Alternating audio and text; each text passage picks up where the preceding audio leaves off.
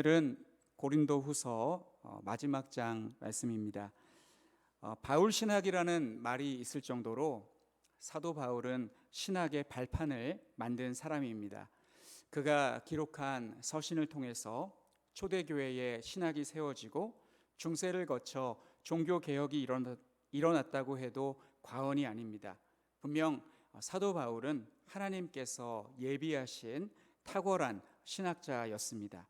그런데 오늘 본문 말씀을 보면 사도 바울은 훌륭한 목회자라는 것을 보여줍니다. 사도 바울이 탁월한 신학자 이전에 얼마나 좋은 목회자인지 우리에게 보여주고 있습니다.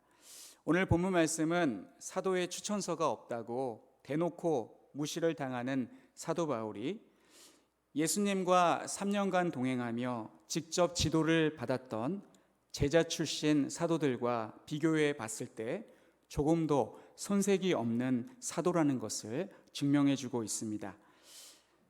첫째는 어떤 부분에서 사도 바울이 조금도 손색이 없는 사도인지를 알 수 있냐면, 첫 번째는 사도 바울은 죄에 대해서 절대로 용납하지 않겠다고 합니다. 사도 바울은 죄는 철저하게 심판하겠다고 말하고 있습니다. 1, 2절 말씀을 보시면 내가 이제 세 번째 너희에게 갈 터이니 두세 증인의 입으로 말마다 확정하리라. 사도 바울이 이번에 가면 세 번째 방문이라고 말씀하고 있습니다. 바울은 처음 고린도 교회를 세울 때에 1차 방문하였고, 고린도 전서를 쓴 이후 고린도 교회가 어렵다는 말을 듣고 2차 방문을 했으니 이번에 방문하면 3차 방문이 됩니다. 2절 말씀을 보시면 사도 바울은 더 이상 고린도 교회 내에 죄 지은 자들과 그 남은 모든 사람, 동조하는 자들에게 관용을 베풀지 않겠다고 합니다. 1, 2절 말씀을 읽어보시면 두려움이 느껴지지 않습니까? 내가 이제 세 번째 너희에게 가리니 두세 증인의 입으로 말마다 확정하리라. 내가 이미 말하였거니와 지금 떠나 있으나 두 번째 대면하였을 때와 같이 전에 죄 지은 자들과 그 남은 모든 사람에게 미리 말하노니 내가 다시 가면 용서하지 아니하리라. 이렇게 엄하게 말하고 있습니다. 성도님들은 사도 바울이 이렇게 엄하게 말하면 고린도 교회 성도들이 두려워할 것 같습니까? 아니면 두고 보자는 사람 하나도 안 무섭더라 라고 하며 콧방귀도 안 낄 것 같습니까? 2000년이라는 시간의 간격 때문에 우리는 고린도 교회 성도들의 마음을 다 헤아릴 수 없습니다만 그 당시에는 매우 두려웠을 것입니다. 사도 바울의 권위는 하나님께서 주신 권위입니다. 그리고 우리는 지금 성경을 통해서만 알 수 있지만 하나님은 초대교회가 세워질 때 사도들이 초월적 능력을 행하도록 함께 하셨습니다. 예를 들면 사도행전 13장 8절로 11절 말씀에 복음의 원수로 행동하는 박수 엘루마의 눈을 멀게 하셨고, 그리고 사도행전 5장 1절에 재물을 감추고 거짓말을 한 아나니아와 삽비라는 베드로의 저주로 즉사했습니다. 고린도 교회 성도들은 사도들이 행한 이런 초월적 능력을 직접 보았거나 들어서 알고 있었기 때문에 사도 바울의 경고를 예사롭게 여기지 않았을 것입니다. 고린도 교회 성도들은 사도 바울의 권위를 무시하는 자들에게 동조함으로 하나님께 반역하는 죄를 범하였지만 바울의 편지, 그 편지는 현재 전해지지 않고 있습니다. 눈물의 편지라고도 하고 혹독한 편지라고도 합니다. 저는 이것을 합쳐서 사랑의 매 편지라고 하였습니다. 이것을 받고 돌이켰습니다. 그러나 큰 불은 껐어도 잔불은 아직 남아있는 상태입니다. 사도 바울의 사도권을 의심하는 것은 바울에게만 짓는 죄가 아니라 하나님께 짓는 죄입니다. 하나님은 하나님께서 권위를 부여하신 자에게 도전하는 것을 죄로 규정하셨습니다. 예를 들자면 다윗은 이웃나라 암몬 왕이 죽었다는 소식을 듣고 사신을 보내 조문하려 하였습니다. 그러나 새로 왕이 된 한우는 다윗이 보낸 사신은 조문이 목적이 아니라 염탐이 목적이라는 신하들의 말을 듣고 그 사신들의 수염을 절반을 잘랐습니다. 자를 거면 완전히 다 밀지 왜 절반만 잘랐을까? 막 우스꽝스럽게 만들려고 그렇게 한 것 같습니다. 그리고 의복을 중동 볼기까지 자름으로 왕이 보낸 사신을 모욕하였습니다. 이 중동 볼기는 이 엉덩이의 중간 부분을 가리킵니다. 그래서 그 옷을 거기까지 잘랐다라는 것은 얼마나 성인으로서 수치스럽겠습니까? 그렇게 왕이 보낸 사신을 모욕하였습니다. 이때 다윗이 내가 수치를 당한 게 아니라 내가 보낸 신하들이 당한 것이니까 난 괜찮다라고 생각하지 않고 내가 보낸 사신을 모욕한 것은 자신의 호의를 무시하고 자신을 능욕한 것이라고 하면서 전쟁을 치르게 됩니다. 이와 마찬가지로 하나님께서 바울에게 주신 권위를 무시하고 평가절하하는 것은 하나님을 무시하는 것과 마찬가지입니다. 지금 고린도 교회 내 악한 자들은 바울을 열등하고 무능하고 약한 사도로 보고 있습니다. 이런 시도는 사도 바울을 축출하는 데서 끝나지 않고 고린도 교회 전체를 혼란에 빠뜨리는 큰 죄입니다. 죄는 종류가 다양하기도 하지만 정도도 다양합니다. 죄의 정도를 죄질이라고 합니다.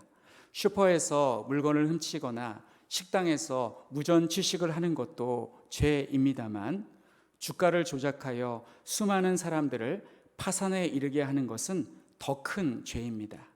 예전에 론스타라는 악질의 펀드 회사가 있었습니다. 이 회사는 막대한 자금력을 동원하여 수만 명의 생계가 달린 회사를 한순간에 부실기업으로 만들어 부도나게 만들고 매각하는 방법으로 수백억의 차익을 남기고 교묘한 방법으로 세금 한 푼 안 내고 달아나는 악덕 기업이었습니다. 이들이 짓는 죄는 죄질이 아주 좋지 않습니다. 이와 같이 불완전한 성도들이 모인 교회에서 성도 간의 다툼이 있을 수 있습니다만 가장 죄질이 안 좋은 경우는 없는 사실을 꾸며내어서 하나님께서 세우신 리더십을 흔드는 것입니다.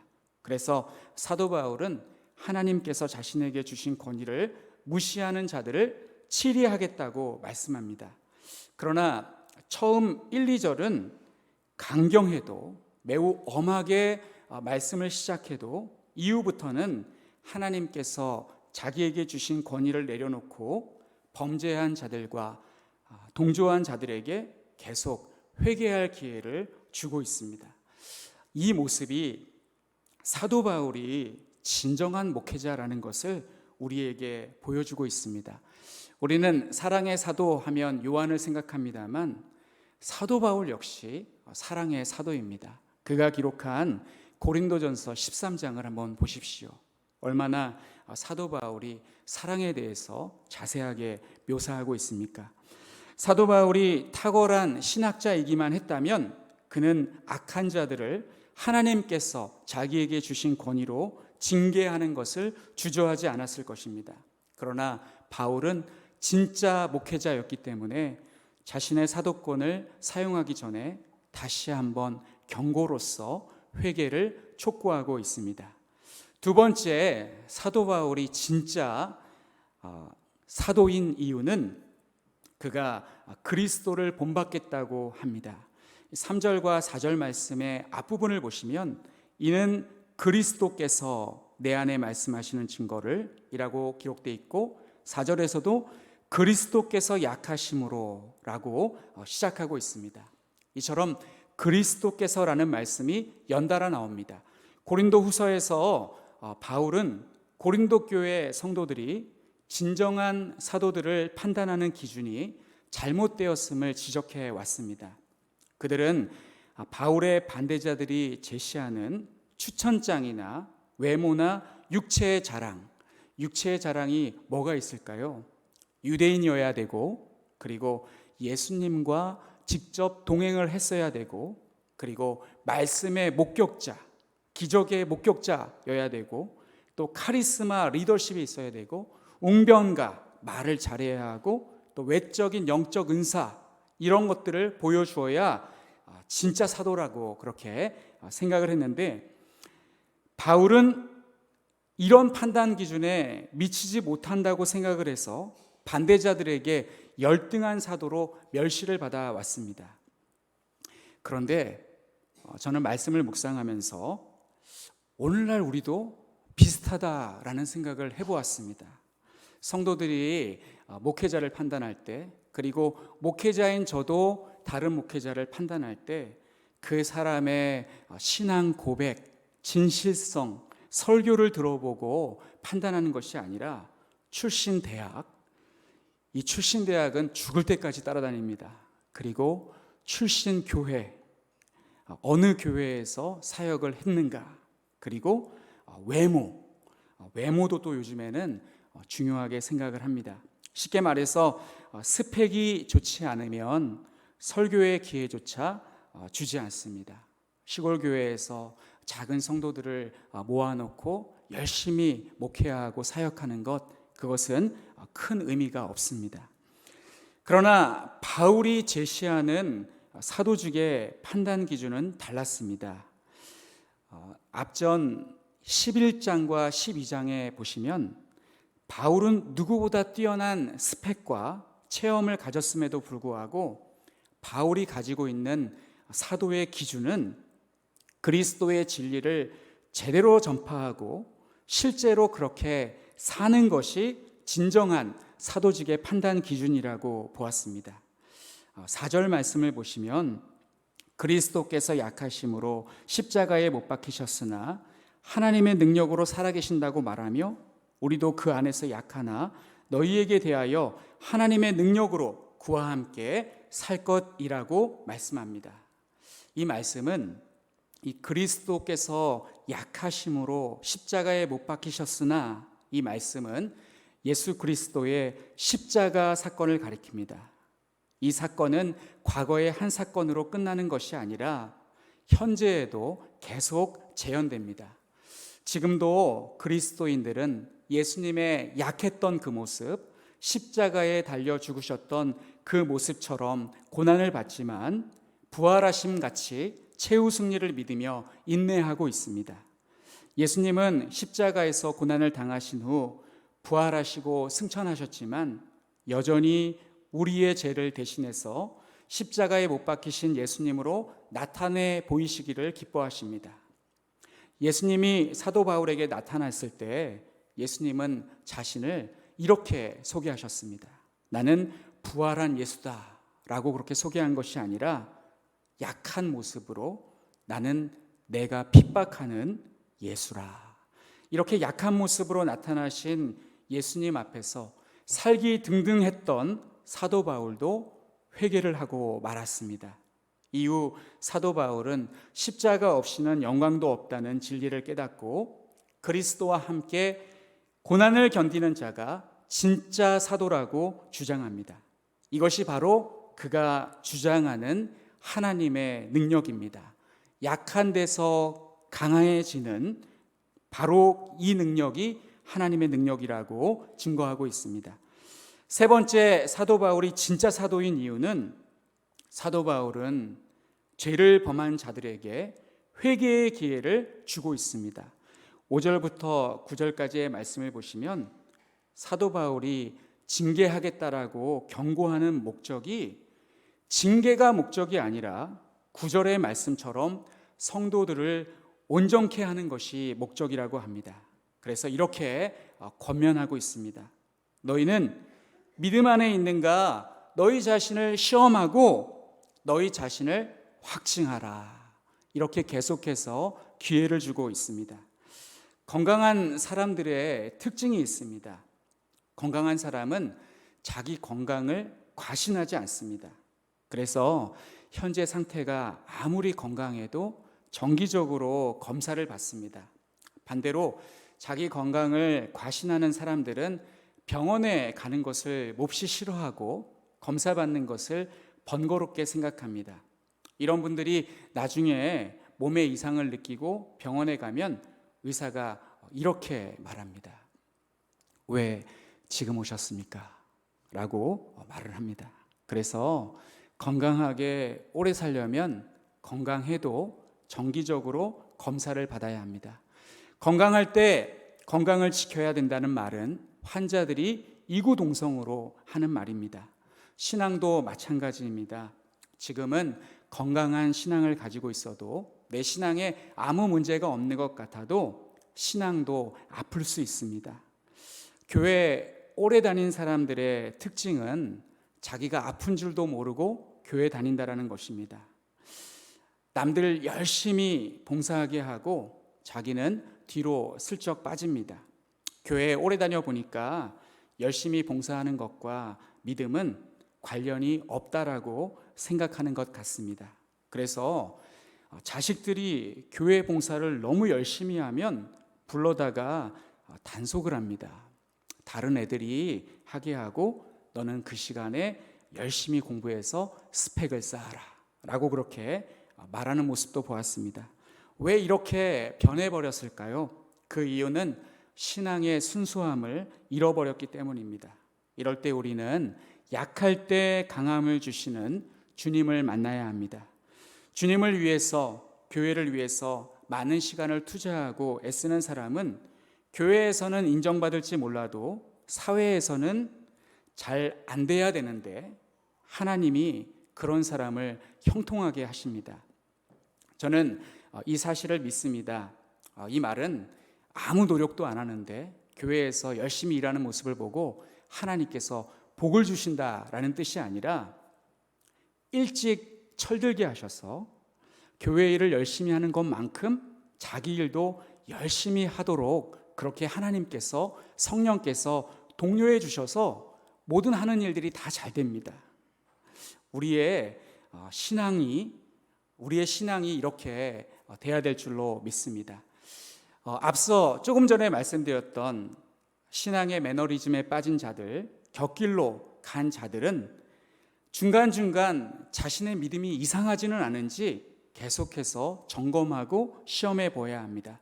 그래서 신앙에 녹이 꼈으면 벗겨내야 하고 기름칠을 해야 합니다. 신앙이 병들었으면 치료를 받고 회복해야 합니다. 신앙에 영양실조가 걸려 있으면 영양가 있는 음식을 섭취하여서 기력을 회복해야 합니다. 본문에서 사도 바울은 고린도 교회 성도들의 신앙 회복을 위해 사도 바울의 사도권을 의심하고 뒤흔드는 자들에게 동조하지 말고 자신에게 믿음이 있는지 시험하고 확증하라고 말씀하고 있습니다. 자, 그러면 어떻게 하는 것인지, 어떻게 권면하고 있는지 7절 말씀을 보겠습니다. 7절 말씀은 조금 설명이 필요합니다. 우리가 하나님께서 너희로 악을 조금도 행하지 않게 하시기를 구하노니 이는 우리가 옳은 자임을 나타내고자 함이 아니라 오직 우리는 버림받은 자 같을지라도 너희는 선을 행하고자 함이라.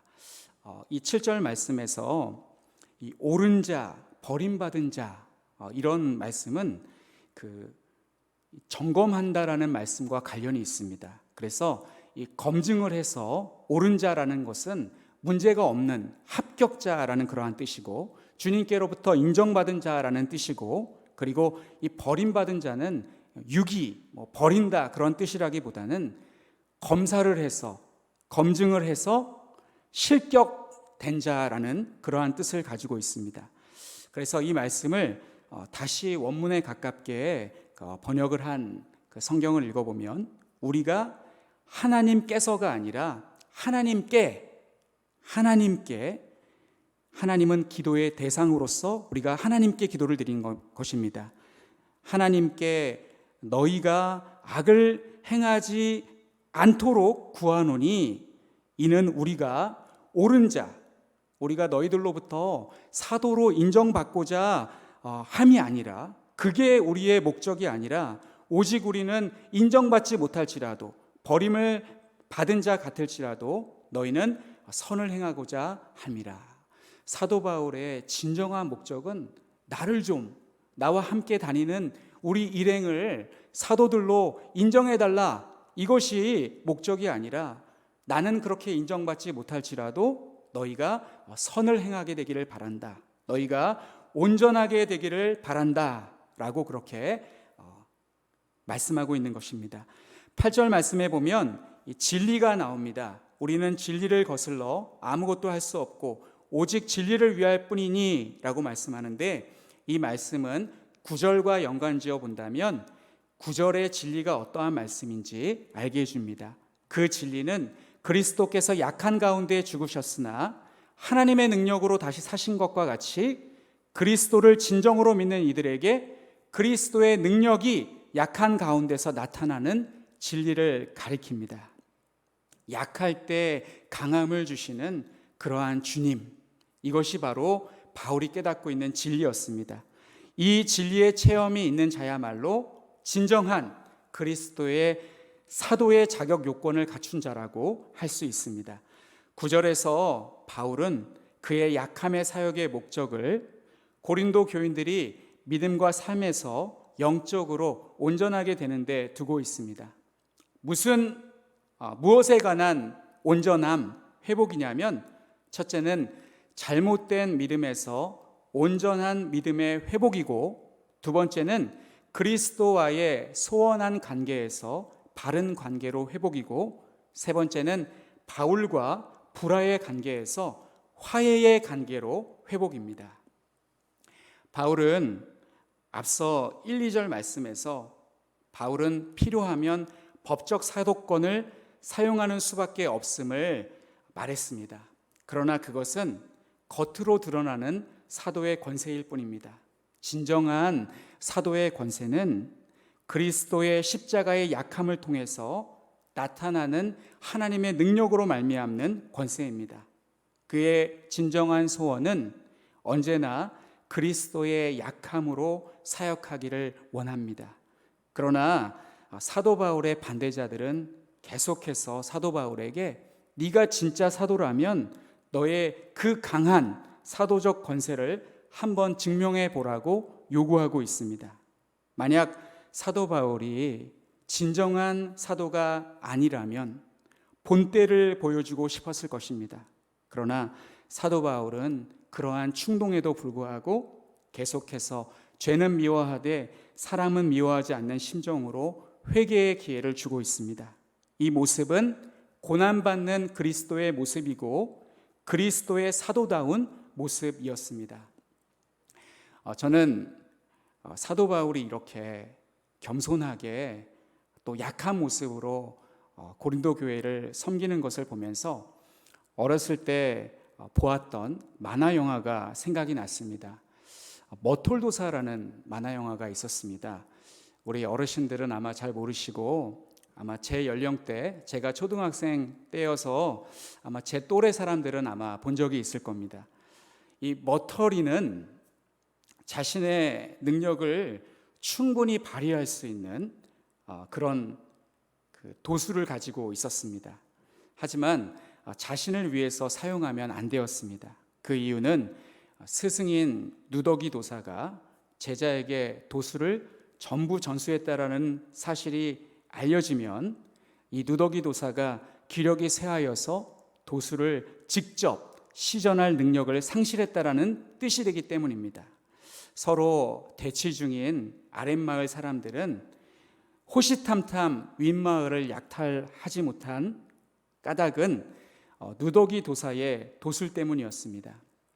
그리고 매년 윗마을 누더기 도사와 아랫마을 왕지락 도사의 제자들 간의 도술 대결이 있었습니다. 누더기 도사의 제자 머터리는 키가 작고 못생겼지만 심성이 착하고, 아랫마을 왕지락 도사의 제자 꺼꾸리는 키가 크고 잘생겼습니다만 야망이 가득한 사람이었습니다. 누더기 도사가 머터리를 불러다가 올해는 너의 도수를 숨겨야 한다고 하였습니다. 왜냐하면 아랫마을 사람들은 아직도 누더기 도사가 건재하다고 믿고 있기 때문에 침략을 하지 못하고 있는데, 만약 내가 도수를 사용해 버리면 자기가 은퇴할 시점이 되었다라는 것이 드러나게 되고 마을을 약탈하고 사람들을 전부로 노비로 끌고 갈 것이라고 일러주었습니다. 약속대로 시합날 독수리로 변하여 높은 나무를 뛰어넘는 시합을 하였습니다. 왕지락 도사의 제자 거꾸리는 뛰어난 학습 능력을 가지고 있어서 어깨 너머로 배운 도술로 완전한 독수리가 되지는 못했지만 반쯤 변해 높은 나무를 턱걸이로 뛰어넘었습니다. 그러나 머터리는 누더기 도사가 지시한 대로 그동안 저는 아무것도 배운 것이 없다며 돌아왔습니다. 그러자 그 주변에 있었던 수많은 구경꾼들이 머터리를 비웃었습니다. 그리고 같은 동네에 사는 사람들은 정말 같이 부끄러워했습니다. 심지어 침을 뱉는 사람도 있었습니다. 의기소침하게 돌아오는 그 제자를 향해 누더기 도사가 너 참 잘했다, 잘 참았다 라고 하면서 안아주었습니다. 바로 이때 왕지락 도사가 머터리에게 다가갑니다. 머터라, 난 네가 누구보다 착한 사람이라는 것을 안다. 너는 충분히 저 나무를 뛰어넘을 수 있지 않니? 주변에 너를 향해 손가락질하고 비웃는 사람들을 한번 둘러보아라. 저 사람들을 향해서 네가 얼마나 대단한 존재인지를 당당하게 보여줘 봐라. 자, 할 수 있지? 라고 유혹을 했습니다. 그러자 머터리가 우쭐해져서 네, 저는 할 수 있어요. 이까지 나무 아무것도 아니에요 하면서 머리털을 세우더니 독수리로 변해서 나무 위로 솟구쳐 올라가 그 위를 빙빙 돌고 내려왔습니다. 그러자 왕지락 도사는 단숨에 누더기 도사를 죽이고 윗마을 사람들을 노비로 끌고 갔습니다. 그로부터 몇 년 후 왕지락 도사는 깜짝 놀랄 만한 일을 겪었습니다. 자기 앞에 또 다른 자기가 도플갱어처럼 서 있는 것입니다. 내 이놈 거꾸리 아니냐? 장난이 지나치구나 라고 호통을 쳤습니다. 그러나 거꾸리는 더 이상 제자가 아니었습니다. 그는 왕지락 도사를 죽이고 왕지락 도사 행세를 하며 살았습니다. 왕지락 도사가 죽어가면서 이런 말을 했습니다. 누더기 도사님, 도사님께서 왜 영리하고 똑똑한 거꾸리를 제자로 삼지 않으시고 머터리같이 순박한 자를 제자로 삼으셨는지 이제야 알 것 같습니다. 제가 어리석었습니다 라고 하며 숨을 거두었습니다. 저는 설교를 준비하면서 이 만화 영화가 생각이 났습니다. 마치 사도 바울이 자신의 능력을 충분히 발휘할 수 있고 자신의 사도권을 쓸 수 있는데 쓰지 않는 그 모습이 머터리와 같았습니다. 사도 바울은 사도의 조건이 외모에 있지 않고 그리스도를 향한 믿음에 있다고 생각했습니다. 사람들은 외모가 출중한 사람을 좋아합니다만 하나님은 그리스도를 충실히 따르는 사람을 기뻐하십니다. 이와 같이 사도 바울은 사도의 권한을 사용하지 않기 위해서 고린도 교회의 타락한 자들에게 여러 번 기회를 주고 있습니다. 예수님도 자기의 능력으로 돌을 명하여 떡을 만들어 드시지 않았던 것처럼 사도 바울도 예수님을 본받아 그렇게 행하고 있습니다. 이제 10절 말씀 그러므로로 시작합니다. 그러므로는 결론을 이끌어내는 접속사입니다. 사도 바울이 고린도후서를 쓰는 목적이 10절에 기록되어 있습니다. 첫째는 너희를 넘어뜨리려 하지 않고 세우려 하심이고, 둘째는 자신의 권한을 엄하게 사용하지 않기 위함이라고 합니다. 이제 사도 바울은 축복의 말씀으로 편지에 마침표를 찍고 있습니다. 마지막으로 말하노니 형제들아 기뻐하라. 온전하게 되며 위로를 받으며 마음을 같이하며 평안할지어다. 또 사랑과 평강의 하나님이 너희와 함께 계시리라. 거룩하게 입맞춤으로 서로 무난하라 라고 하면서 오늘날 축도의 기원이 되는 13절 말씀으로 고린도 교회 성도들을 축복하고 있습니다. 주 예수 그리스도의 은혜와 하나님의 사랑과 성령의 교통하심이 너희 무리와 함께 있을지어다. 이 말씀 안에 성부와 성자와 성령의 축복이 함께 들어 있습니다. 저는 한가람 교회에 부임해서 항상 감사한 것 중에 하나가 제 자녀들이 우리 교회를 통해서 양질의 신앙 교육을 받고 있다는 것입니다. 한 번은 학교 선생님이 저희 딸아이의 반 담임 선생님이 수업 중에 가장 사랑하는 사람을 적어서 제출하라고 하셨다고 합니다. 그러자 제 딸이 교회에서 배운 대로 하나님, 예수님, 성령님, 가족이라고 써서 제출했다고 합니다. 저는 그렇게 가르친 적이 없는데 우리 교회 주일학교 전도사님들이 그렇게 가르친 것 같습니다. 이처럼 성부, 성자, 성령의 충만하신 은혜가 우리 성도님들에게 있기를 바랍니다. 사랑하는 성도 여러분, 성도님들이 하나님께서 세우신 교회의 질서를 존중하고 성삼위 하나님을 사랑함으로 성부의 은혜와 성자의 사랑과 성령의 교통하심, 교제가 항상 함께 있으시기를 간절히 축원합니다.